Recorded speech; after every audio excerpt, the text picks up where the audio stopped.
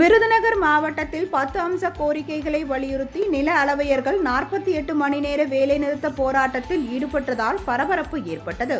களப்பணியாளர்களின் பணி சுமையை குறைக்க வேண்டும், குறுவட்ட அளவையர்கள் பணியிடங்களை மீண்டும் உருவாக்க வேண்டும், காலி பணியிடங்களை மீண்டும் நிரப்ப வேண்டும், துணை ஆய்வாளர் ஊதிய முரண்பாட்டை களைந்திட வேண்டும், உயர் அலுவலர்களின் அதிகாரங்களை பாரிக்கும் நடவடிக்கையை கைவிட வேண்டும் என்பன உள்ளிட்ட 10 அம்ச கோரிக்கையை வலியுறுத்தி விருதுநகர் மாவட்ட ஆட்சியர் அலுவலகம் முன்பு நில அளவையர்கள் 48 மணி நேர வேலைநிறுத்த போராட்டத்தில் ஈடுபட்டனர்.